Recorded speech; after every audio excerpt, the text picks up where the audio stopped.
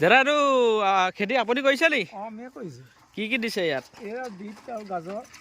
আৰু এই নেট চেটবিলাক যে দিছে সেইটো কেলে? এই বান্দৰৰ কাৰণে। এই বান্দৰে মানে এতিয়া হ'লে গোটেই দিগদাৰ কৰিছে, ঘৰ দুৱাৰ সোমাইছেতো আৰু ইয়াতো এয়া উঘালি নিবহিয়ে।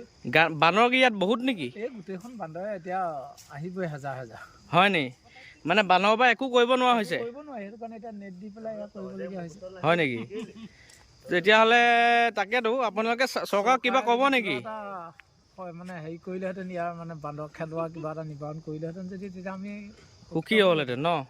তাকে মানে বহুত জেগাত শুনিছোঁ বান্দৰৰ পৰা একো ধানৰ পৰা আদি কৰি একো শস্য কৰিব নোৱাৰি। হয় হয় হয়, বহুত জেগাতে শুনিছোঁ বান্দৰৰ পৰা মানে একো আজিকালি একো কৰিব নোৱাৰা হৈছে। শাক পাচলি কৰিব বিচাৰিলেও নোৱাৰে কৰিব। এতিয়া ধানৰ দিনতো এই ধান মানে মুঠি নি পেলাই গছত তোলেগৈ। হয় নেকি? আৰু ৰোৱা দিনত সেয়া উঘালি পেলাই।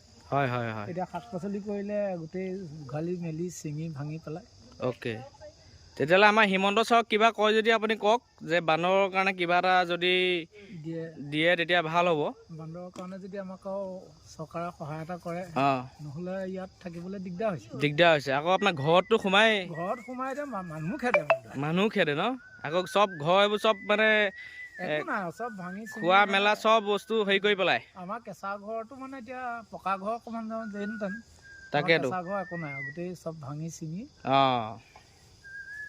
ঠিক আছে বাৰু, তেতিয়াহ'লে ধন্যবাদ। এয়া বাৰু মই দেখাই দিছোঁ, নেটেদি খেতি কৰিছে, ট্ৰাই কৰিছে, বিচাৰে কৰিব, কিন্তু মানে এতিয়া নোৱাৰা হৈছে বান্দৰৰ পৰা। ঠিক আছে বাৰু, আপোনালোকে যদি পাৰে কিবা সহায় কৰি দিব দেই।